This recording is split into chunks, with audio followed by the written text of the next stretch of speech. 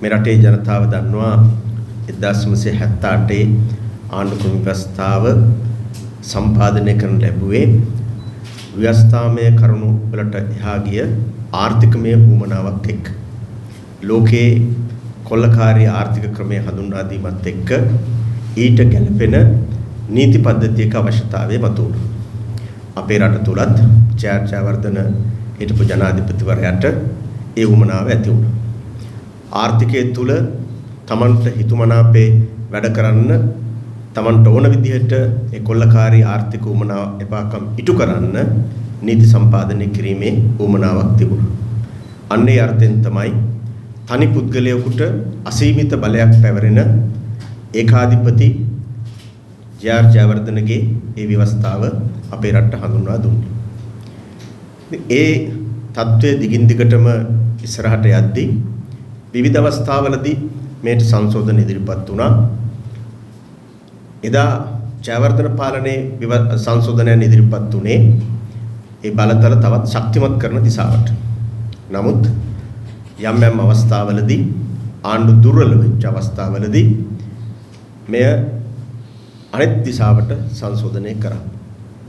අපිට මතකයි 2001 දී පොදු ජන පෙරමුණ ආණ්ඩුව දුර්වල වෙලා ආණ්ඩුව වැටෙන්න ගිය වෙලාවේදී ජනතා විමුක්ති පෙරමුණ මැදිහත් වෙලා පරිවාස ක්‍රියාවලියකට එදා තිබිච්ච ආණ්ඩුව යටත් කරලා 17 වෙනි ආණ්ඩුක්‍රම ව්‍යවස්ථා සංශෝධනය ගෙනා.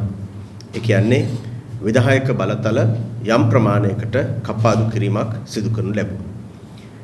ඒ හරහා තමයි අපේ රට තුල පළවෙනි වතාවට ස්වාධීන කොමිෂන් සභා ස්ථාපිත වුණේ.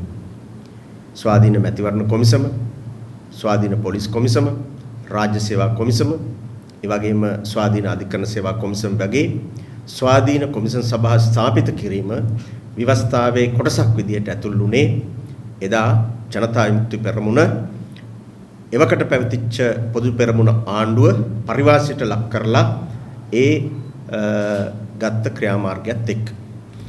ඊට පස්සේ නැවත 18 වෙනි සංශෝධනයෙන් නැවතත් ජයවර්ධනගේ ඒකාධිපති දිශාවට තල්ලු වුණා.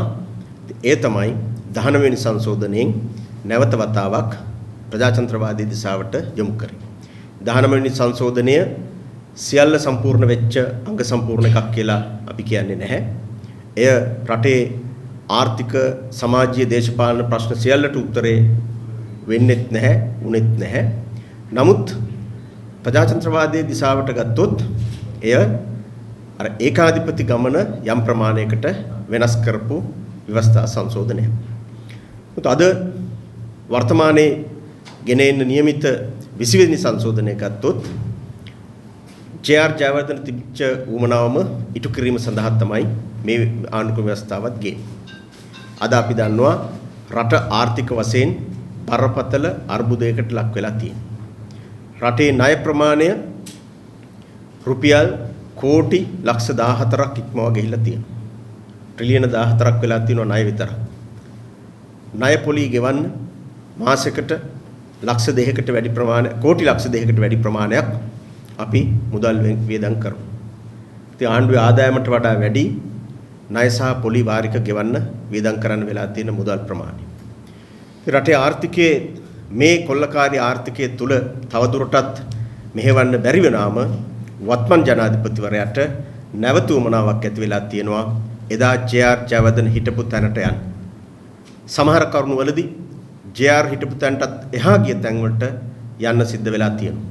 මෙහි පදනමේ තියෙන්නේ මෙන්න මේ කියන කොල්ලකාරී ආර්ථික උමනාව ඉටු කර ගැනීම. ඒ නව ලිබරල්වාදී ආර්ථිකයේ ක්‍රියාවට නගද්දී ජනතාවගේ පැත්තෙන් වැඩ කරන ජනතාවගේ පැත්තෙන් විරෝධයන් එනකොට ඒවා පාලනය කරන්න, ඒවා මෙල්ල කරන්න මේ ව්‍යවස්ථාව මේ පාවිච්චි කරන්න තමයි මේ උත්සාහ දරන්නේ. ඉතින් ඒ උත්සාහයේ ප්‍රතිඵලයක් විදිහට තමයි විශ්ව සංශෝධනය මේ ඉදිරිපත් වෙමින් තියෙන්නේ. ඉතින් මෙහි මූලික කරුණු ගොඩාක් තියෙනවා ප්‍රජාතන්ත්‍රවාදයට බරපතල හානිදායක වෙන. ඇත්තම ගත්තොත් ඒ බොහෝ බරපතල කරුණු අතරින් මම කැමති කිහිපයක් පිළිබඳ නැවත අවධාරණය කරන්න. පළවෙනි කාරණාව තමයි නීතිය කාටත් සමානයි කියන පොදු සංකල්පය. ඒ නීතියේ මූලික සංකල්පයක් අදහසක්. ඒ නිසාම තමයි පහුගිය 19 වෙනි සංශෝධනය සකස් කිරීමේදී ජනාධිපතිවරයාට එරෙහිව මූලික අයිතිවාසිකම් පෙත්සමක් ගොනු කිරීමේ හැකියාව තියෙන පරිදි ව්‍යවස්ථාව සංශෝධනය වුණා. ඇත්තටම 78 ව්‍යවස්ථාවේ ජනාධිපතිවරයා සියලු බලතල මුක්තිය පාවිච්චි කරා. නමුත් 19 වෙනි සංශෝධනයෙන් සිවිල් හා අපරාධ නීති කටයුතු වලින් පමණයි මුක්තිය ලැබුණේ. සිවිල් හා අපරාධ කටයුතු වලට පමණයි මුක්තිය ලැබුණේ. මූලික අයිතිවාසිකම් උල්ලංඝනය කිරීමකදී ඕනෑම පුරවැසියෙකුට ජනාධිපතිවරයාට එරෙහිව ශ්‍රේෂ්ඨාධිකරණයට ගිහිල්ලා මූලික අයිතිවාසිකම් පෙත්සමක් ගොනු කිරීමේ හැකියාව තිබුණා. සාමාන්‍යයෙන් ගත්තොත් මේ විධායක ජනාධිපති ක්‍රමය හඳුන්වා දීපු ඇමරිකාවේ ප්‍රංශයේ පවා ඒ වගේ ප්‍රධාන ඇමරිකා එක්සත් ජනපදයේ පවා ජනාධිපතිවරයාට එරෙහිව උසාවිය යන්න පුළුවන්, නඩු දාන්න පුළුවන්. මේ හඳුන්වා දීපු රටවල් පවා නීතිය ඉදිරියේදී ජනාධිපතිවරයාත් සමාන කරා. නමුත් අපේ රටේ එය හාත්පසින්ම වෙනස්. දැන් මේ විශ්ව සංශෝධනයෙන් මූලික අයිතිවාසිකම් පෙත්සමක් ගොනු කිරීමේ හැකියාවත් නැති කරලා තියෙනවා. ඒ කියන්නේ ජනාධිපතිවරයා කියන පුද්ගලයා ඒ කවුද කියන එක තීරණය කරන්න ජනතාව. වර්තමානයේ ගෝඨාභය රාජපක්ෂ මහත්තයා වෙන්න පුළුවන්. අනාගතයේ XYZ කවුද කියන එක අපි දන්නේ නැහැ. ඒ කවුරු වුණත් ඒ ඕනෑම පුද්ගලයෙක් ජනාධිපති පුටුවේ වාඩි වෙන ඕනෑම පුද්ගලයෙකුට අසීමිත බලයක් තියෙනවා. ඔහු නීතියේදී අනිකුත් පුරවැසියන් හා එක හා සමාන වෙන්නේ නැහැ. ඔහු නීතියට උඩින් ඉන්න කෙනෙක්. ඔහු සාමාන්‍ය විවහාරයේ පවතින නීතිය කාහටත් එක හා සමානයි කියන එකට අයිති වෙන්නේ නැහැ. නීතියට උඩින් ජීවත් කෙනෙක් වෙන කෙනෙක් බවට පත් වෙනවා. ඒ නිසා ඔහු කරන ඕනෑම වැරද්දක් අභියෝගයට ලක් කිරීමේ හැකියාවක් පුරවැසියන්ට නැති වෙනවා. ඒක ඉතා බරපතල තත්ත්වයක්, ඉතා ඛේදනීය තත්ත්වයක්. ප්‍රජාතන්ත්‍රවාදී සම්බන්ධයෙන් ගත්තොත් ප්‍රජාතන්ත්‍රවාදයට එල්ල කරපු මරුපහරක්, ඒ වගේම මම අර කියපු ආර්ථික උමනාව ඉටු කර ගැනීමදී ඕනෑම තීන්දුවක් තීරණයක් ගන්න පුළුවන් ඒ අභියෝගයට ලක් කිරීමේ හැකියාවක්, එය ප්‍රශ්න කිරීමේ හැකියාවක් සාමාන්‍ය පුරවැසියෙකුට තියා කැබිනට් අමාත්‍යවරයෙකුටවත් ලැබෙන්නේ නැහැ. ඒක ඉතා බරපතල තත්ත්වයක්. ඒ වගේම තමයි 19 වෙනි සංශෝධනයේ ආණ්ඩුක්‍රම ව්‍යවස්ථා සභාවක් තිබුණා. ඒ ආණ්ඩුක්‍රම ව්‍යවස්ථා සභාවෙන් තමයි මේ රටේ ප්‍රධාන නිලතරය සඳහා පුද්ගලයන් පත් කරේ. ශ්‍රේෂ්ඨාධිකරණයේ අග්‍රවේශකාරවරයාව, නීතිපතිවරයාව, පොලිස්පතිවරයාව, ඒ වගේම විගණකාධිපතිවරයා ඇතුළු ප්‍රධාන නිලධරයන් පත් කිරීමේ විනිවිද පෙනභාවය කටයුත්ත ඉටු වුණේ ව්‍යවස්ථා සභාව හරහා. නමුත් දැන් මේ 20 වෙනි සංශෝධනයෙන් ඒ ව්‍යවස්ථා මණ්ඩලය සම්පූර්ණයෙන් අහෝසි වෙනවා. ඒ වෙනුවට 5 දෙනෙක්ගෙන් යුක්ත පාර්ලිමේන්තු සභාවක් පිහිටවනවා. මේ පාර්ලිමේන්තු සභාව කියන්නේ අගමැතිවරයා, කතානායකවරයා, විපක්ෂ නායකවරයා සහ අගමැතිවරයා විසින් නම් කරන පාර්ලිමේන්තු මන්ත්‍රීවරයෙක්, විපක්ෂ නායකවරයා විසින් පත් කරන පාර්ලිමේන්තු මන්ත්‍රීවරයෙක්. මේ 5 දෙනාගෙන් 3 දෙනෙක්ම ආණ්ඩුවේ නියෝජිතයෝ. ඉතුරු දෙන්න තමයි විපක්ෂ නායකවරයා සහ ඔහු විසින් පත් කරන පුද්ගලයා වෙන්නේ.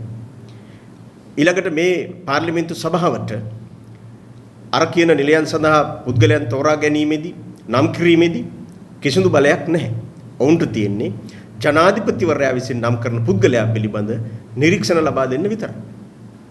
ඒ නිරීක්ෂණ පිළිගැනීම නොපිළිගැනීම ජනාධිපතිගේ බලයක්.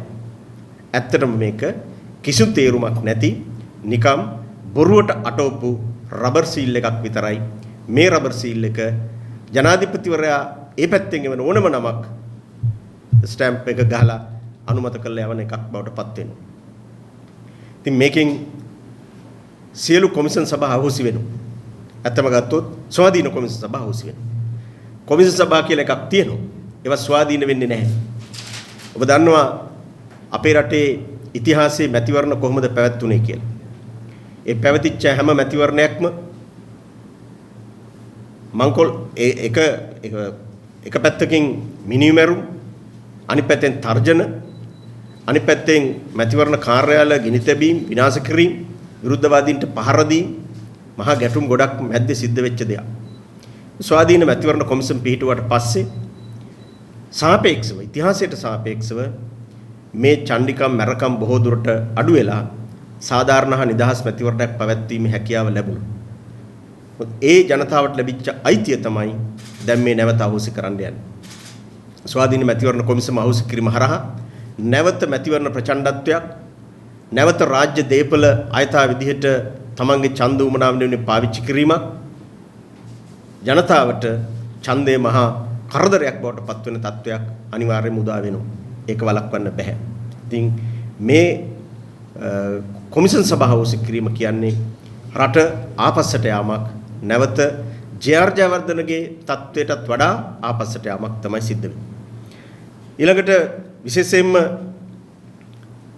විගණන කොමිසම අහෝසි කිරීම ප්‍රසම්පාදන කොමිසම අහෝසි කිරීම හරහා අපේ රටේ මූල්‍ය පාලනය පිළිබඳ තිබිච්ච මෙතෙක් මොනවා හරි දෙයක් තිබුණා නම් පරීක්ෂා කරන්න ජනතාවට කරුණු දැනගන්න පාර්ලිමේන්තුව හරහා ඒවා පිළිබඳ ප්‍රශ්න කරන්න ඒ තත්ත්වයක් අහෝසි වෙලා යනවා. විගණන කොමිසම අහෝසි වෙනව විතරක් නෙමෙයි විගණකාධිපතිවරයාට විගණනය කිරීමේ ආයතන පිළිබඳව සීමාත් පනවලා තියෙනවා. රජයට අයත් සමාගම් විගණනය කිරීමේ හැකියාවක් තිබුණා. දැන් විශ්ව සංශෝධනයෙන් රජයට අයත් සමාගම් විගණනය කිරීම අහෝසි කරලා තියෙනවා. ඒවා ඒ ලයිස්තුවෙන් ඉවත් කරලා තියෙනවා. ඒ විතරක් නෙමෙයි ජනාධිපති කාර්යාලය, අග්‍රාමාත්‍ය කාර්යාලය විශාල මුදලක් වියදම් කරන ආයතන දෙකක්. ඒ කාර්යාල දෙක විගණනය කිරීමත් විගණන ක්‍රියාවලියෙන් ඉවත් කරලා තියෙනවා. ඉතින් මොකද්ද මේ කරන්නේ?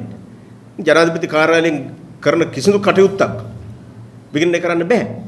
ඉතින් ඒවට සල්ලි වියදම් කරන්නේ මේ රටේ ජනතාවගේ බදු මුදල් නෙමෙයිද? අග්‍රාමාත්‍ය කාර්යාලය වියදම් කරන්නේ මේ රටේ ජනතාවගේ සල්ලි. ඒවා විගණනය කරලා ඒ වාර්තාව පාර්ලිමේන්තුවට ඉදිරිපත් නොකළාම ඒකේ අවාසිය වෙන්නේ කාටද? ජනතාවට. ඉතින් මේ ජනතාවගේ අයිතියක් තමයි උදුරා ගනු ලබන්නේ. මේක ඉතා බරපතල තත්වයක්. මෙයත් මේ හරහා සිද්ධ වෙමින් තියෙනවා. ඒ වගේම තමයි පහුගිය කාලේ අපි දැක්කා විවිධ දේශපාලන උමනාවන් සඳහා හදිසි පනත් ගෙනවනු ලැබුවා. පාර්ලිමේන්තුවට හදිසි පනත් ගෙනවා.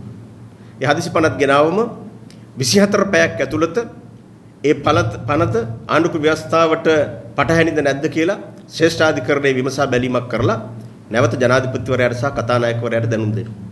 රටේ සාමාන්‍ය ජනතාවට ඒ පිළිබඳ කිසිදු අදහසක් දක්වන්න අවස්ථාවක් ලැබෙන්නේ නැහැ. මේ ඊට බරපතල වැරදි තත්වයක්. ඒ නිසාම තමයි ජනතාව තුළ ලොකු සංවාදයක් ඇති වුණේ මේ හදිසි පනත් ගෙනෙන එක වළක්වන්න ඕනේ, ඒක වැරදි එකක්, ඒ වෙනස් කරන්න ඕනේ කියලා. ඒ අනුව 19 වෙනි සංශෝධනයෙන් මේ හදිසි පනතක් ගෙනීම සම්පූර්ණ ඉවත් කරා. මොකද පනතක් කියන්නේ ආණ්ඩුවක් විසින් ගේන දෙයක්. ඒක මේ හදිසියේ දවසකින් ගේන්න ඕනි දෙයක් නෙමෙයි. ඒ සඳහා යම් සීමා කාලයක් තියෙනවා.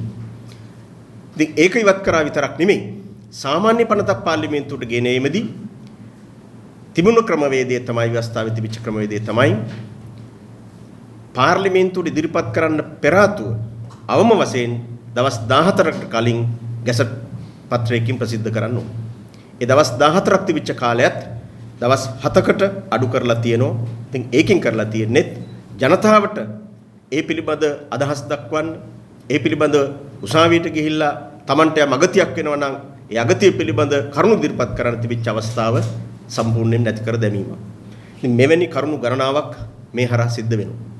ඒ වගේම තමයි රටේ ජනතාවට මහා බරක් වෙච්ච මේ අසීමාන්තික ඇමති මණ්ඩලය ලෝකේ විශාලතම ජනගහනයක් ජීවත් වෙන චීනයේ, ඉන්දියාව වගේ රටවල් පවා 20ක් 30ක් ඇමතිවරු පත් කරද්දී අපේ රටේ මිලියන 20ක් 21ක් වෙන අපේ රටේ ඇමතිවරු 100 ගණන් පත් කරන තාම කැත දේශපාලන සංස්කෘතියක් අපේ රටේ පහුගිය කාලේ තිබ්බා. ඒ වෙනස් කිරීම සඳහා තමයි ජනතා විමුක්ති පෙරමුණ දිගින් දිගටම සටන් කරේ, මැදිහත් උනේ. ඇමති මණ්ඩලයේ නිශ්චිත කරලා ඒ ව්‍යවස්ථාවට ඇතුළත් කරන්න කියන ඒ බලපෑම කරන්න අපි විශාල මහන්සියක් දැරුවා. ඒ තමයි පහුගිය කාලයේ තුල අමාත්‍ය මණ්ඩලයේ 30ක් කියන සීමාවට ආවේ. නමුත් අවසන් අවස්ථාවේ පෞගිය මෛත්‍රී රනිල් පාලනයේ විසින් අවසන් අවස්ථාවේදී පාර්ලිමේන්තුවට නැවත සංශෝධනයක් ඉදිරිපත් කරා ජාතික ආණ්ඩුවක් අවස්ථාවේදී අමාත්‍ය මණ්ඩලය වැඩි කරන්න පුළුවන් කියලා. නමුත් අපේ රටේ ජනතාව දන්නවා ජනතාව බලාපොරොත්තු වෙන දේ තමයි මේ අසීමාන්තික අමාත්‍ය මණ්ඩල ජනතාවට බරක් ජනතාවට ඒක දරා ගන්න බැරි තත්ත්වයක් කියලා. ඒ වෙනස් කරන්න ඕනි කියන එක දිගින් දිගටම තිබුණා. නමුත් මේ 20 වෙනි සංශෝධනයෙන් අමාත්‍ය මණ්ඩලයේ සීමාව ඉවත් කරලා තියෙනවා. ජනාධිපතිවරයාට ඕන විදිහකට ඇමති මණ්ඩලය වැඩි කරන්නත් පුළුවන්. ඕන මොහොතකදී ඇමතිවරු ඉවත් කරන්නත් පුළුවන්. ඉතින් මේක ඊටාම නරක දේශපාලන සංස්කෘතියක ආරම්භයක්. ඒ වගේම තමයි ද්විත්ව පුරවැසිභාවය. ඔබ දන්නවා අපේ රටේ නොවන වෙනත් රටවල පුරවැසිභාවය ලබාගත් අය පහුගිය කාලේ ද්විත්ව පුරවැසිභාවය ලබා ගත්තා. ඇත්තම ගත්තොත් නාමිකව ලංකාවේ පුරවැසිභාවයත් ගත්තා. ඔවුන් ඇත්තටම ජීවත් වෙන්නේ එක්ක ඇමරිකාවේ හෝ වෙනත් යුරෝපේ රටක. ද්විත්ව පුරවැසිභාවය ලබා ගැනීම අවස්ථාව දුන්නට පස්සේ ඔවුන් මෙහි පුරවැසිභාවයත් නාමිකව ගත්තා. ඔවුන්ගේ කය තියෙන්නේ ඇමරිකාවේ හෝ වෙනත් කොහේ හරි. ඔවුන්ගේ මනස තියෙන්නේත් එහි. ඇමරිකන් පුරවැසිභාවය ගන්නකොට ඉතා පැහැදිලිව ඇමරිකාව වෙනුවෙන් අවියවුද ගන්න උනත් සූදානම් කියලා දිවුරුමක් දෙන්නත් ඕන. ඒ දිවුරුමටත් අත්සන් කරන පුද්ගලයෝ අපේ රටේ മന്ത്രിවරු බවට පත්වෙන එක, ජනාධිපතිවරු බවට පත්වෙන එක, රාජ්‍යයේ උසස් නිලතල වලට පත්වෙන එක, රටක ස්වෛරීභාවයට, රටේ ජාතික ආරක්ෂාවට බරපතල තර්ජනයක්. ඒ නිසාම තමයි මේ ද්විත්ව පුරවැසියන්ට එවැනි වගකීම් දරන්න බැහැ කියන වගන්තිය ව්‍යවස්ථාවට ඇතුළත් වුණේ. කනගාටුවට කරුණ රටේ අවාසනාව දැන් මේ 20 වෙනි සංශෝධනයේ හරහා නැවත ද්විත්ව පුරවැසියන්ට ඒ ඕනෑම වගකීමක් දරන්න පුළුවන් කියලා සංශෝධනයක් එනවා. ඉතින් ඒකත් රට පිළිබඳව ජනතාව පිළිබඳව ගත්තොත් ජනතාවට හානිදායක වෙන වගන්ති ඇතුළත් කිරීම. පාර්ලිමේන්තුව විසිරුව හැරීමේ බලය මේක ජේ.ආර්. ජයවර්ධනලා චන්ද්‍රිකා බණ්ඩාරනායක මහත්මියලා පහුගිය කාලේ පාවිච්චි කරපු හැටි මේ මුළු රටම දැක්කා. විධායක ජනාධිපති බලය පාවිච්චි කරලා Tamanට ඕන වෙලාවක පාර්ලිමේන්තුව විසිරුව හරින්න පුළුවන්. ඒතර පාර්ලිමේන්තුවේ മന്ത്രിවරුන්ව මෙල්ල කරගත්තේ මේ විසිරුව හැරීමේ බලය පාවිච්චි කරලා. ජනාධිපතිවරයාට ඕන විදිහට වැඩ කරේ නැත්තම් ජනාධිපතිවරයාගේ අත්නෝමතික තීන්දුව වලට එකඟුනේ නැත්තම් බියවත් දන්න පාවිච්චි කරේ මං එනම් පාර්ලිමේන්තුව විසිරුව හරිනවා. ඒක කියපු ගමන් ඔය ආණ්ඩු පක්ෂයේ ඇමතිවරු මන්ත්‍රීවරු බය වෙනවා. ඒක තමයි හැමදාම පාවිච්චි කරේ. ඉතින් නැවත දැන් මේ බලය පවර ගන්න 20 වෙනි සංශෝධනයේ වාක්‍ය ඇතුළත් කරලා තියෙනවා. ඒ ඕනම මොහොතකදී විසිරුව හරින්න පුළුවන් කියලා කියන්නේ පාර්ලිමේන්තුව රුකඩයක් බවට පත් වෙනවා. අගමැතිවරයා ඇතුළු ආණ්ඩු පක්ෂයේ විපක්ෂයේ ඒ කිසිවක් අදාළ නැහැ. එය තනි පුද්ගලයෙක් මතට අත්නෝමතික බලයක් පැවරෙනවා. ඉතින් දැනට තියෙන ව්‍යවස්ථාව අනුව පාර්ලිමේන්තුව විසිරවන්න අවශ්‍ය නම් පාර්ලිමේන්තුවේ മന്ത്രിවරුන්ගේ 3/2ක් ඒකමතිකව යෝජනාවක් සම්මත කරොත් විසිරුව හැරීමේ බලය තියෙනවා. ඉතින් මේ ආණ්ඩුවට 3/2 බලයක් දැන් තියෙනවා. ඉතින් පාර්ලිමේන්තුව විසිරවන්න ඕනි නම් ඕන වෙලාවකදී ඒ 3/2 ඡන්දේ පාවිච්චි කරලා විසිරුව හැරීමේ හැකියාවක් තියෙනවා. ජනාධිපතිවරයා අගමැතිවරයා ඇතුළු ආණ්ඩුව එක කණ්ඩායමක්. ඉතින් ඔවුන්ට 3/2 බලයක් තියෙනවා. ව්‍යවස්ථාවේ තියෙනවා නීතිමය ප්‍රතිපාදනයක් 3/2 ඡන්දකින් පාර්ලිමේන්තුව විසිරවන්න පුළුවන් කියලා. ඉතින් එහෙම බලයක් තියෙද්දි ඇයි මේක අපව වෙනස් කරන්නේ? ඇයි මේ බලය ජනාධිපතිවරයාට පවර ගන්න? ජනාධිපතිවරයාට පවර ගැනීමේ අදහසම වෙන්නේ පාර්ලිමේන්තු බලය තනි පුද්ගලයෙක් මතට පවරා ගැනීම. ඉතින් මෙවැනි බරපතල හානිදායක කරුණු ගොඩක් මේ ව්‍යවස්ථා සංශෝධනයේ හරහා ඉදිරිපත් වෙනවා. මේ වගේම තවත් ගොඩක් කරුණු තියෙනවා. මොකද මම මේ මතු කරේ ප්‍රධාන කරුණු කීපයක්. ඉතින් මේ කීපය හරහා රට නැවත ආපස්සට ගමන් කිරීමක්, රටේ ප්‍රජාතන්ත්‍රවාදයේ ආපස්සට ගමන් කිරීමක්, ජේ.ආර්. ජයවර්ධන බලහත්කාරයෙන් ජනතාව මත පටවපු කොල්ලකාරී ආර්ථික උමනාව නැවත ජනතාව මත පටවන්න කරන උත්සාහයක් විදිහට තමයි අපි මේක දකින්නේ. මේ ඒකාධිපති ගමනක ආරම්භය, ඒ ආරම්භය සඳහා ගෙන සංශෝධනයක් මේ තියෙන්නේ. ආර්ථික දේශපාලන උමනාව සඳහා ගෙන සංශෝධනයක්. මේ සංශෝධනයේ පහුගිය සැප්තැම්බර් මාසේ මුල කැබිනට් මණ්ඩලය විසින් අනුමත කරා. තා පැහැදිලිව මාධ්‍ය වෙත දැනුම් දුන්නා. කැබිනට් මණ්ඩලය තුල ඒකමතිකව මේක සම්මත වුණා කියලා. ඒ කියන්නේ සියලුම කැබිනට් අමාත්‍යවරු මේකට එකඟතාවය පළ කරලා අනුමැතිය දුන්නා. ඒ අනුව ගැසට් එක නිකුත් කරා කියලා. අධිකරණ අමාත්‍යවරයා අලි සබ්රි මහතා විසින් මේ ඉදිරිපත් කරා කියලා කිව්වා. හැබැයි අද වෙනකොට ඒ 20 වෙනි සංශෝධනයේ හැදුවේ කවුද? මෙහි නිර්මාතෘවරයා කවුද? ඒ ගැන වගකීම බාර ගන්න කිසි කෙනෙක් නැහැ. අයිතිකාරයෙක් නැහැ. ඉතින් ඇත්තටම ගත්තොත් ඒක මහා විහිළුවක්. ඔබ කවුරුත් දන්නවා 72 ආණ්ඩුක්‍රම ව්‍යවස්ථාව හැදුවේ කවුද කිව්වොත් ඒ මුල්ුණේ කවුද කිව්වොත් නීතිඥ කොල්ලිනාර්ද සිල්වා කියලා මුළු රටම දන්නවා. 78 ආණ්ඩුක්‍රම ව්‍යවස්ථාව හැදුවේ කවුද කියලා ඒ නීතිඥ මණ්ඩලය පිළිබඳ රට දන්නවා. හැබැයි අද ආණ්ඩුවේ ප්‍රධානය කියා ගන්නා අමාත්‍යවරු එක එක්කෙනා කියනවා නෑ මම නන් නෙමෙයි. ජීල් පීරිස් මහත්තයා කියනවා මම නන් නෙමෙයි. අලි සබ්රි මහත්තයා කියනවා මම නන් නෙමෙයි. මං ඉදිරිපත් කරා විතරයි කියලා. ඒතර මේකේ වගකීම් බාර ගන්න කෙනෙක් නැහැ. ඒතර ඇයි ඒකට බය? මේ ව්‍යවස්ථා සංශෝධනය ඒගොල්ලෝ කියන විදිහට මෙතරම් හොඳයි නම් කරුණාකරලා කියන්න කවුද මේක හැදුවේ? මේකේ නිර්මාතෘ කවුද? මේකේ අයිතිකාරයා කවුද? ඉතින් ඒක කියන්න දැන් කට්ටිය බය වෙලයි. ඉතින් මේකෙන්ම පේනවා මේ ජනාධිපතිවරයා ගේනේනු ලබන 20 වෙනි සංශෝධනයේ භයානකකම. මේක පැහැදිලිවම ජනාධිපතිවරයාගේ බලය අසීමාන්තික බලයක් බවට පරිවර්තනය කිරීමේ සංශෝධනයක්. එතකොට ඒක පිළිබඳව ජනතාවගෙන් යම් යම් අදහස් ඉදිරිපත් වෙනකොට ඒ පිළිබඳ වගකීම ගන්න ඒ සම්පාදනය කරපු හදපු අය ඉදිරිපත් වෙන්නේ නැහැ. ඉතින් මේක එක පැත්තකින් බරපතල තත්වයක්. එකෙන් පෙන්눔 කරන්නේ මොකද්ද? අනාගතේ මේක විශ්ව සම්මත වෙලා ක්‍රියාත්මක වෙනකොට මීට වඩා බරපතල තත්වයක් එනවා. මේ එන්න කලින් තත්ත්ව. මොකද කැබිනට් මණ්ඩලය තුල මේ විශ්ව ගැන විවිධ වෙනස්කම් තියෙනවා. මේ සංශෝධනය වෙන්න ඕනි. එහෙම කියලා කතා කරන්න ඕනි කියලා කැබිනට් මණ්ඩලය තුල සාකච්ඡා කරන්න ඕනි කියලා එකක් කියනවා. හැබැයි කවුරුවත් කතා කරන්නේ නැහැ. දැන් කැබිනට් මණ්ඩලය විසින් අනුමත කරපු විශ්ව සංශෝධනය පිළිබඳ අධ්‍යයනය කිරීම සඳහා පහුගිය 9 වෙනිදා සැප්තැම්බර් මාසේ 9 වෙනිදා අගමැතිවරයා විසින් තවත් කමිටුවක් පත් කරනවා. ඉතින් ලොකුම විහිළුව තමයි ඒ කමිටුවේ කැබිනට් අමාත්‍යවරුම 5 දෙනෙක් ඉන්නේ. ජීල් පීරිස්, අලි සබ්රි මහත්මයා, ඊළඟට විමල් වීරවංශ, උදේ ගම්මන්පිල එවැනි ඒගොල්ලොම නිකුත් කරපු නිවේදනය ඇතුලේ නිමල් සිරිපාල සිල්වා මහත්මයා, රාජ්‍ය අමාත්‍යවරු සුසිල් ප්‍රේමජයන්ත, වීලේන්ද්‍රන්, ඩිලන් පෙරරා, දොළවත්ත മന്ത്രിවරයා. මේ නමනතරක යුක්ත කමිටුවේ කැබිනට් ඇමතිවරුම ඉන්නවා 5 දෙනෙක්.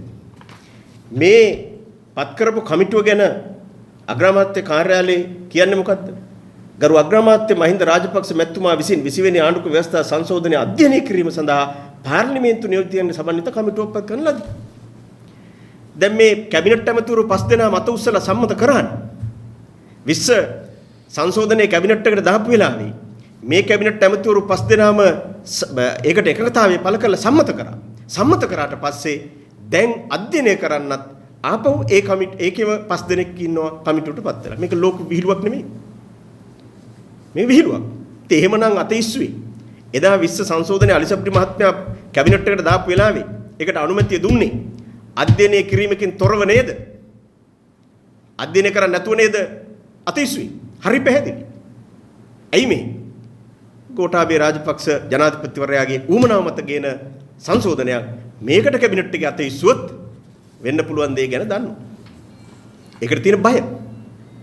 මේ විශ්ව සම්මත වෙන්න කලින් කැබිනට් ඇමතිවරු රූකඩ බවට පත් වෙච්ච විදිය. විශ්ව සම්මත වුණාට පස්සේ මේගොල්ලෝ පත් වෙන ඉරණම ගැන අපිට හිතා ගන්න පුළුවන්. මේගොල්ලෝ පත් වෙන තත්ත්වය ගැන. දැම්මම පටන් අරන් තියෙන්නේ මේ බලහත්කාරය පාවිච්චි කිරීම. ඊයේ කැබිනට් එකේදී ජනාධිපතිතුමා කිව්වයි කියලා කියනවා. ඒක වගකීම එතුමා බාර ගන්නවා. වගකීම එතුමා බාර ගන්න කතාව තමයි එකකින් කියන්නේ. හැබැයි මේක හැදුවේ කවුද කියලා කිව්වේ නැහැ. මේකෙන් පෙන්눔 කරන්නේ මොකද්ද? දැන් අර කතාවක් තියෙන්නේ. මීයෝ කණ්ඩායමක් ඉන්නෝ. මීයෝ කණ්ඩායම කණ්ඩ හැමදාම පූසෙක් කෙනෝ. මීයෝ ඒ පූසා එනවට බයයි. පූසාගෙන් තමන්ගේ ජීවිතේ බේරගන්න උවමනාවක් තියෙනවා. තමන්ගේ අනාගතයට අනතුරක් තියෙනවා කියලා මීයෝ ටික දකින්නෝ. මීයෝ ටික එකතු වෙලා සාකච්ඡා කරගන්නවා. ඊළඟ දවසේ බලලා එනකොට බලලා එන බව සංඥා කරන්න බලලාගේ කරේ ගෙජ්ජයක් එල්ලමු කියලා කතාව. මීයෝ කණ්ඩායම වෙනම එකතු වෙලා බලලාගේ කරේ ගෙජ්ජය එල්ලන්න සාකච්ඡා කරගන්න. දැන් බලලා එනවා. හැබැයි බලලා එනකොට එක මීයෙක් එන්නේ නැහැ අර බලලාගේ කරේ ගෙජ්ජය එල්ලන්න. මීයෝ ටික බය වෙලා ආපහු ඉන්න. දැන් බලලා ආවා මීයෝ ටික බය වෙලා ඉන්නවා. එක මීයෙක් ඉදිරියපත් වෙන්නේ බලලාගේ කරේ ගෙජ්ජය එල්ලන්න. එවැනි තත්වයකටපත් වෙලා තියෙනවා. මේ 20 සම්මත වෙන්න කලින් තත්ත්වය. සම්මත වුණාට පස්සේ තත්ත්වය මීට වඩා බරපතලයි. ඒක තේරුම් ගන්න පුළුවන්. ඇත්තම ගත්තොත් මේ 20 සංශෝධනයේ ගෙනීම ගැන ආණ්ඩුව පැත්තේ දරන කියන අදහස් වල තියෙන්නේ ජනාධිපතිවරයාට වැඩ කරන්න ශක්තිමත් ආණ්ඩුවක් ඕන. ස්ථාවර ආණ්ඩුවක් ඕනේ කියලා. ඉතින් ස්ථාවර ශක්තිමත් ආණ්ඩුවක් දැන් තියෙනවනේ. 3-2 බලයක් සහිත ආණ්ඩුවක් තියෙනවනේ. ජනාධිපතිවරයා ඉන්නවා. ඉතින් 3-2 බලයක් සහිත ආණ්ඩුවක් තියෙනවා. ඒ ගැන විශ්වාසයක් නැද්ද? ඒකද මේක මෙතන ප්‍රශ්නේ. එතකොට මේ ඇමතිවරු, മന്ത്രിවරු ආණ්ඩු පක්ෂයේම අය දැනටමත් රූකඩ බවට පත් වෙලා ඉවරයි. මෙවැනි තත්වයකට ආරම්භෙදිම යනවා කියන්නේ කිතා භයානක තත්වයක්.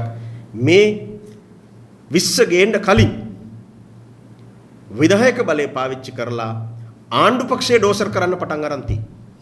දැන් මේ ආරම්භයේම ආණ්ඩු පක්ෂයේ ඩෝසර් කරන එක. දෙවනුව විපක්ෂයේ ඩෝසර් කරන එක. තුන්වෙනුව ජනතාව ඩෝසර් කරන එක. මේ ඩෝසර් කිරීම දැන් ආරම්භ වුණා 20 ගේන්න කලින්. ඒක නිසා තමයි 20 හැදුවේ කවුද කියලා කියන්නවත් ඉදිරිපත් වෙන්නේ නැත්තේ. ඒකේ වගකීම ගන්නකොට අනිත් අය අර මීයෝ කණ්ඩායම වගේ සද්ද නැතුව පැත්තකටලා ඉන්නේ. ඉතින් මේක තමයි අපේ රටේ ප්‍රජාතන්ත්‍රවාදයට දැනටමත් එල්ල වෙලා තියෙන තර්ජනය. ඉතින් මේ 20 සම්මත වුණොත් මීට වඩා බරපතල තත්ත්වයක් රටේ ඇති වෙන්න පුළුවන්. අපි දකින්නේ මේ රටේ ප්‍රජාතන්ත්‍රවාදයට එල්ල වෙන මරුපහරක්. මේ රටේ ජනතාවගේ ජීවිතවලට එල්ල වෙන මරුපහරක්. මේ වෙලාවේ ජනතාවට ඒක හොඳින් තේරුම් යන්න නැති වෙන්න පුළුවන්. හැබැයි අපි අනතුරු අගවලත් කියනවා. වැඩි ඈතක් නැහැ, වැඩි කාලයක් නැහැ. මේ 20 සංශෝධනය ජනතාව පීඩාවට පත් කරන තැනට, ජනතාව පාගල චප්ප කරන තැනට මේ 20 සංශෝධනය මේකාධිපති බලය පාවිච්චි කරනවා. ඉතිහාසයේ අත්දැකීම් හැම එකක්ම එහෙමයි. 1970 සිරිමාව බණ්ඩාරනායක අසීමිත බලයක් සහිත අග්‍රාමාත්‍ය ධූරයක් පාවිච්චි කරලා අන්තිමට 1975 මැතිවරණ කල් දාලා මේ රටේ ගෙනිච්ච පාලනය අපි දැක්කා. 77 ජය ජයවර්ධන මහත්මයා 6-5ක බලයක් අරගෙන ආරම්භයේ ධර්මිෂ්ඨ පාලනයක් කියලා අන්තිමට කෙලවර කරේ කොතනින්ද කියලා අපි දැක්කා. ඒ සියල්ලට පාවිච්චි කරේ මෙවැනි ඒකාධිපති ආණ්ඩුක්‍රම ව්‍යවස්ථාවක්. අද ඊට නොදෙවෙනි ගමනක් යන්න තමයි මේ ලෑස්ති වෙන්නේ. ඒ නිසා අපි ජනතාවගෙන් ඉල්ලා සිටිනවා මේ 20 සංශෝධනය කියන්නේ ඔබට හතුරු ආණ්ඩුක්‍රම ව්‍යවස්ථා සංශෝධනයක්. ඔබව පීඩාවට පත් කරන ආණ්ඩුක්‍රම ව්‍යවස්ථාවක්. ඔබව තවත් ආර්ථික වශයෙන්, දේශපාලන වශයෙන් ආපස්සට ගෙනියන ආණ්ඩුක්‍රම ව්‍යවස්ථා සංශෝධනයක්. ආණ්ඩු පක්ෂයේ ඇමතිවරු, ආණ්ඩු පක්ෂයේ മന്ത്രിවරු මේක හොඳින් තේරුම් ගත යුතුයි. අද ඔබ අත උස්සලා මේට ඡන්දය දුන්නොත් පෙරලා පළවෙනි පහර වදින්නේ ආණ්ඩු පක්ෂයේම ඇමතිවරුන්ට, മന്ത്രിවරුන්ට කියන එක අමතක කරන්න එපා. ඉතිහාසයේ හැමදාම සිද්ධ වුණේ ඒක. මේ විධායක අසීමිත බලය පාවිච්චි කළා පළවෙනි පහර දුන්නේ තමන්ගේ ආණ්ඩු පක්ෂෙම ඉන්න ඇමතිවරුන්ට, മന്ത്രിවරුන්ට. ඒ නිසා හෘද සාක්ෂියට එක්කව කටයුතු කරන්න. ඔබේ හෘද සාක්ෂිය අවදි කරලා ඔබේ ඡන්දය පාවිච්චි කරන්න. අපි ඉල්ලා සිටින ආණ්ඩු පක්ෂයේ ඇමතිවරුන්ගේ, മന്ത്രിවරුන්ගේ මේ ඒකාධිපති ගමනකට පාර කපන 20 වෙනි ආණ්ඩුක්‍රම ව්‍යවස්ථා සංශෝධනයට ඡන්දය දෙන්න එපා. මේක අනුමත කරන්න සහයෝගය දෙන්න එපා.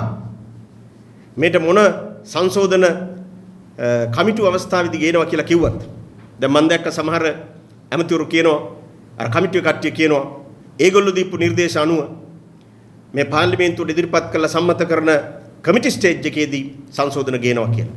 ඒ සංශෝධන මොනවද කියලා රටේ ජනතාව තාම දන්නේ නැහැ. ජනතාවට ඒ පිළිබඳ අදහස් දක්වන අවස්ථාවක් එන්නේ.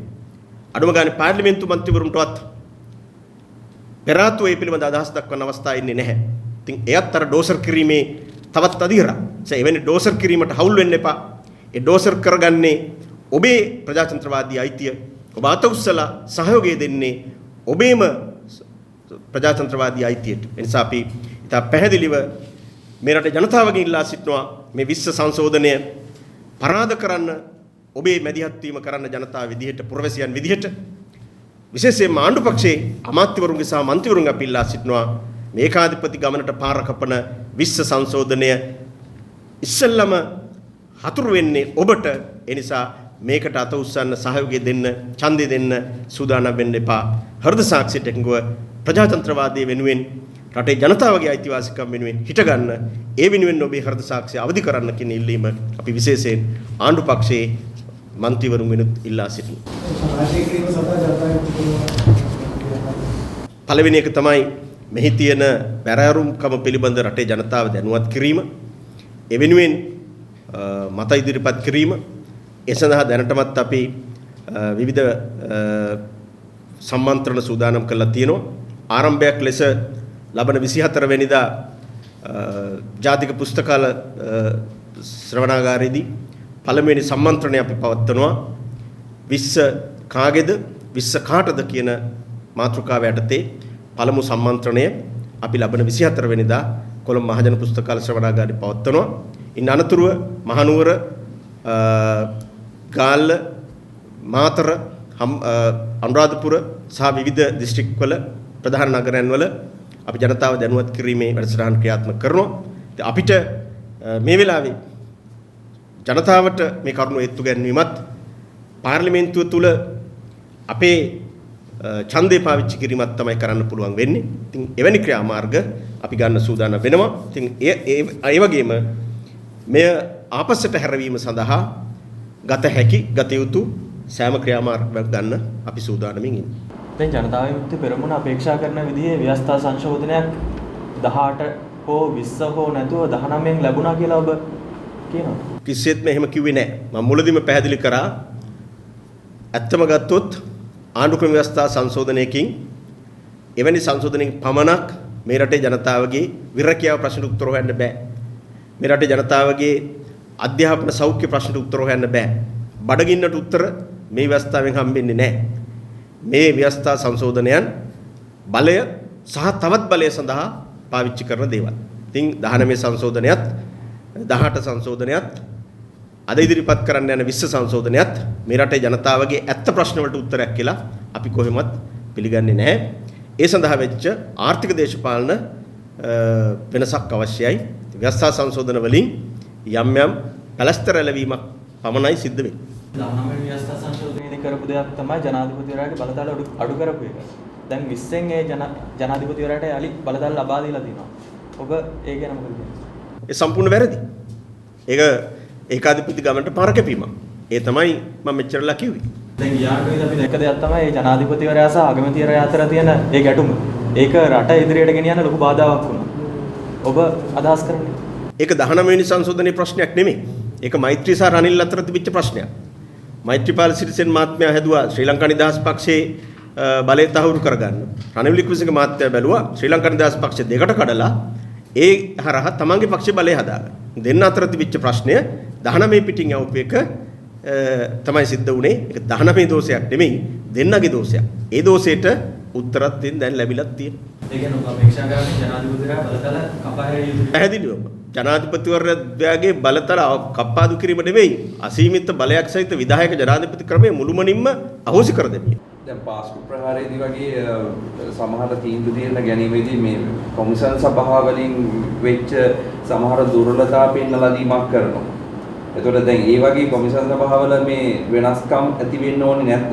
කොයි කොමිෂන් සභාව කියන්නේ දැන් ඔය දැන් පොලිස් කමිෂන් මැතිවරණ කොමිෂන් ආස්ක ප්‍රහාරයේ වැළැක්වීමට මොන කොමිෂන් සභාවේද බාධා වුනේ? දැන් ඒවේ යම් නිශ්චිතව කියන්නේ මොන බාධා වීම සිදු වුණා කියන එක දැන් පොලිස් කමිෂමෙන් දැන් එකක් දැන් පොලිස්පති ඉවත් කළාට පස්සේ දැන් ඊළඟට පොලිස්පතිවරයෙක් පත් කරන එක ප්‍රමාද වෙලා තියෙනවා. දැන් මේ වගේ දේවල් හින්දා දැන් රටට නේද ආකටයුතුකම් වෙන්නේ. දැන් ඒ සමහරලාට වුණ චෝදනා නැගීමේදී ප්‍රමාද වීම සිද්ධ වුණා. සම්පූර්ණ වැරදි මතයක්.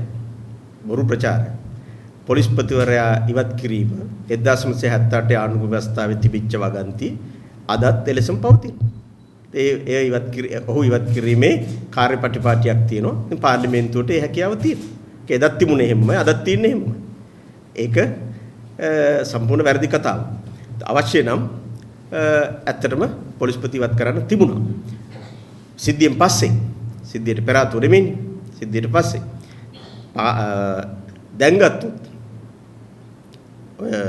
එවකට හිටපු පොලිස්පතිවරයා පූජිත ජයසුන්දර පහුගිය අප්‍රේල් මාසේ විශ්‍රාම ගිහිල්ලා තියෙනවා. විශ්‍රාම ගියාට පස්සේ නව පොලිස්පතිවරයෙක් පත් කරන්න කිසි බාධාවක් නැහැ. ඉතින් වැඩ බලන පොලිස්පතිවරයෙක් තියාගෙන ඉන්නේ. ඇයි මේ? මොකක්ද තියෙන බාධා? කිසි බාධාවක් නැහැ.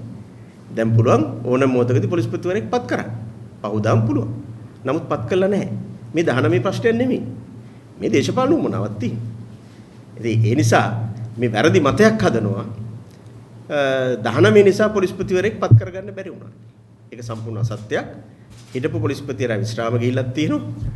විශ්‍රාම යන්න කලින් ඔහු වැඩ තහනමට ලක් කරලා තිබුණා.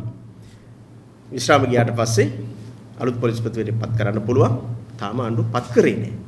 ඒක ආණ්ඩුවේ වැරද්දක් මිසක් ව්‍යවස්ථාවේ ප්‍රශ්නයක් නෙමෙයි.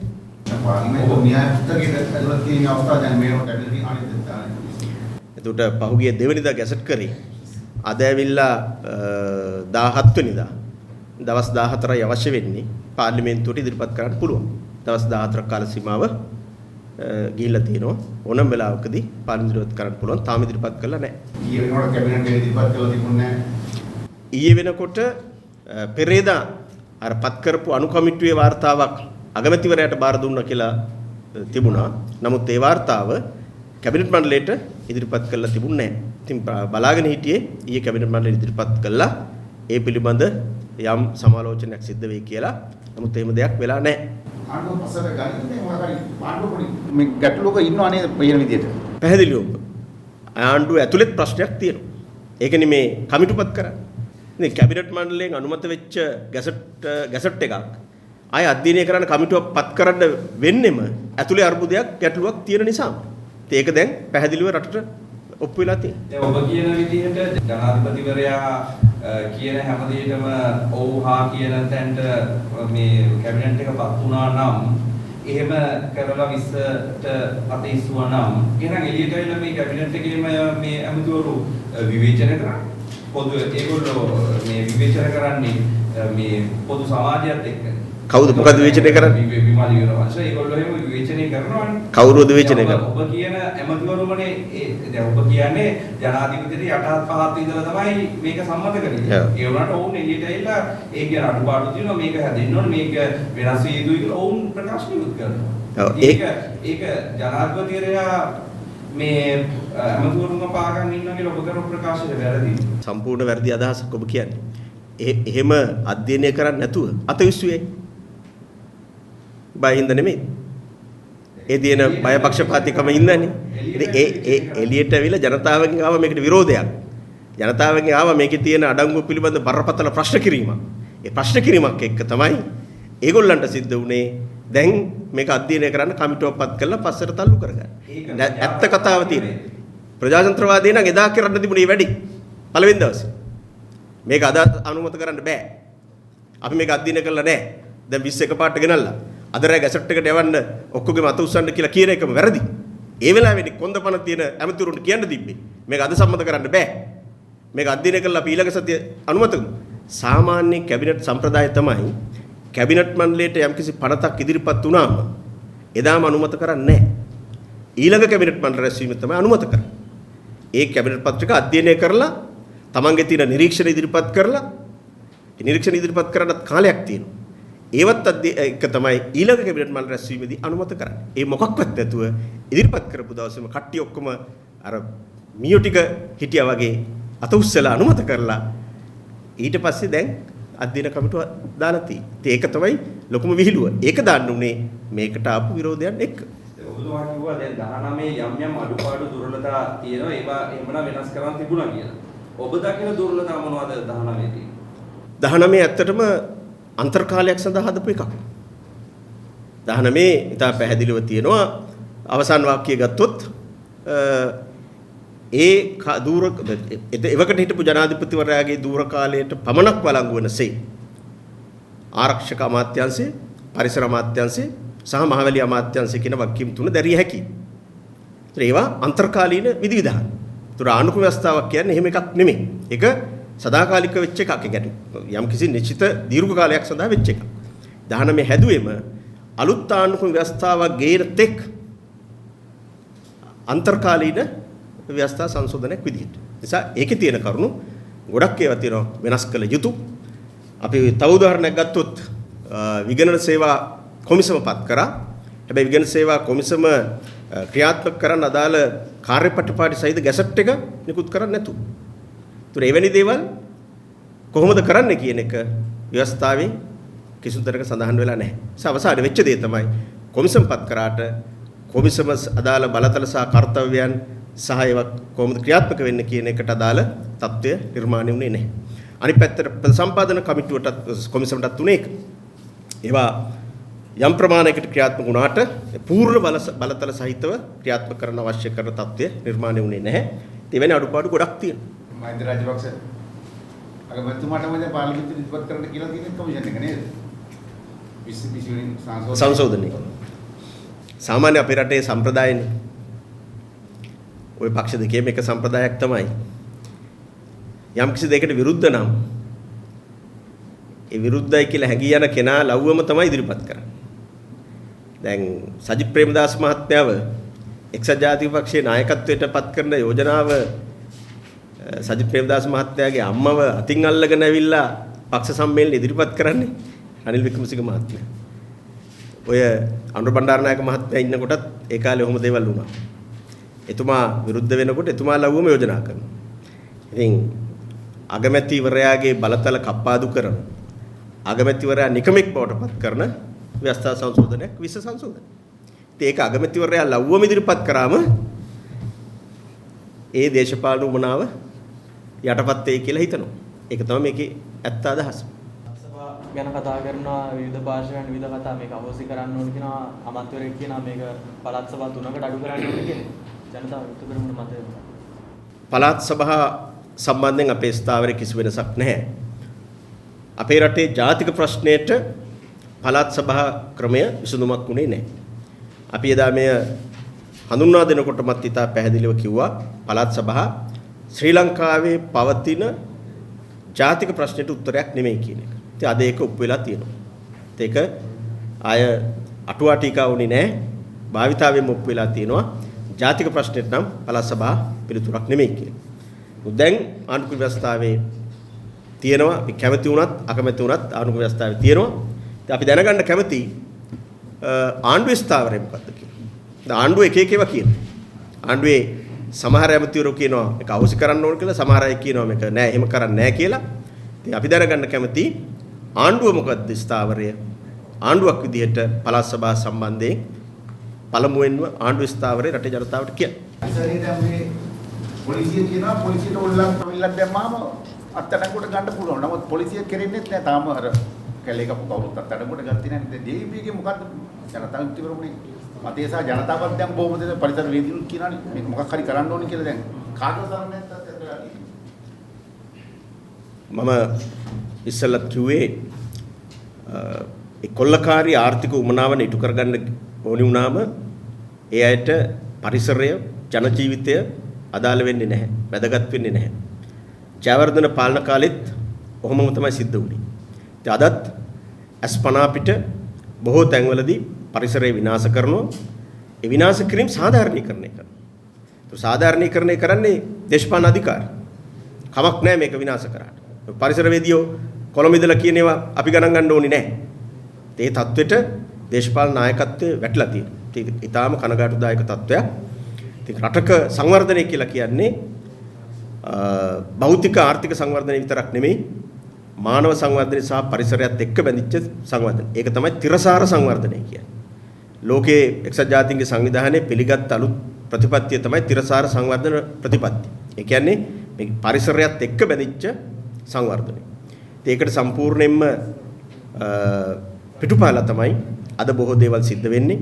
ඉතින් අද පුත්තලමේ ආනවිලුන්දාවේ ඒ සිද්ධ වෙන වන විනාශයන් ඒ වගේම බොහෝ තැන්වල වෙන වන විනාශයන් ඌවේ රිදිමාලියද්ද වෙන විනාශයන් ඒවා පිටිපස්සේ ඉන්නේ දේශපාලන අධිකාරී. එක්ක දේශපාලඥයෙක්ගේ අයියා කෙනෙක් මල්ලි කෙනෙක් එහෙම නැත්නම් පවුලේ හිතවතෙක් ඥාති. දිවුලපිටියේ ප්‍රාදේශ සභා මන්ත්‍රීවරයෙකුට අමානුෂික ලෙස පාර දුන්නා. ආණ්ඩු පක්ෂයේම මන්ත්‍රීවරයෙක්. ඔහු පරිසරය වෙනුවෙන් කැක්කුමක් තියෙන හැඟීමක් තියෙන මන්ත්‍රීවරයෙක්. ඔහු ආණ්ඩු පක්ෂයේ තමයි. හැබැයි ඔහු ඒ ප්‍රදේශයේ තියෙන වැලි ජාරම් වලට එරෙහිව, පස් කැපීම් වලට එරෙහිව තනියම සටනක් කරපු කෙනෙක්. ඉතින් ඔහු ඒ පරිසරය වෙනුවෙන් මැදිහත් වෙච්ච කෙනෙක්. නමුත් ආණ්ඩු පක්ෂයේම ඇමතිවරුන්ගේ ගෝලයෝ බලය පාවිච්චි කරලා ඔහුට පහර දුන්නා. අද ඔහු බොහොම පැහැදිලිව රටට කියනවා මට ගැහුවේ අහවල් ඇමතිගේ ලේකම්වරයා කියලා. ඒත් මේක තමයි தත්ත්වය. මේ පරිසරය විනාශ කරන්නේ මේ දේශපාලන හෙන්චයියෝ කියන එක මුළු රටම දන්නවා. ඉතින් ජනතාවගේ පැත්තෙන් අපි ඉල්ලා සිටින්නේ මේවා දැක මේවා අනුමත කරන්න එපා. මේවට විරුද්ධව නැගී සිටින්න මේ පරිසරය විනාශ කිරීම පිටුපස්සේ ඉන්නේ බොහෝ ප්‍රාදේශීය විනාශයන් පිටුපස්සේ ඉන්නේ ප්‍රාදේශීය දේශපාලන අධිකාරී. දැන් මේ තුනේ දෙකේ බලයක් ජනතාව දීලා මේ වයි අලුත් ව්‍යවස්ථාව කරන්න මේ රජයට බැරි වැඩි. අලුත් ව්‍යවස්ථාවක්. විශ්ව නෙමෙයි. විශ්ව නෙමෙයි. අලුත් ව්‍යවස්ථාව. විශ්ව කියන්නේ තවත් පැලස්තරන්නේ. රයිට්. ඇත්තටම 78 අනුග ව්‍යවස්ථාව දැන් යල්පැන ගිහිල්ලා තියෙන්නේ. ලෝකයේ වෙනස් වෙලා තියෙන්නේ. සමාජය වෙනස් වෙලා තියෙන්නේ. අපේ රටත් වෙනස් වෙලා තියෙන්නේ. ඒ නිසා වෙනස් වෙච්ච තත්ත්වයට ගැලපෙන පූර්ණ අලුත් ව්‍යවස්ථාවක අවශ්‍යතාවය තියෙනවා. මේ පූර්ණ අලුත් ව්‍යවස්ථාවක් හදන්න ඕනේ කියන ස්ථාවරේ අපි ඉන්නවා. ආණ්ඩුව එහෙම එකක් හදන්න කමිටුවක් පත් කරා කියලා කියනවා. තාම කමිටුව රැස් වෙච්ච බවක් නම් අපිට ආරංචි උනේ නැහැ. ඒක මම හිතන්නේ අර ජනතාව පෙන්නලා කමිටුවක් පත් කරා අපි එහෙම එකක් හදනවා. එතෙක් මේක ගේනවා වගේ එකක් තමයි තියෙන්නේ. ඇත්තටම අලුත් ව්‍යවස්ථාවක් තමයි රටට ඕනේ වෙලා තියෙන්නේ.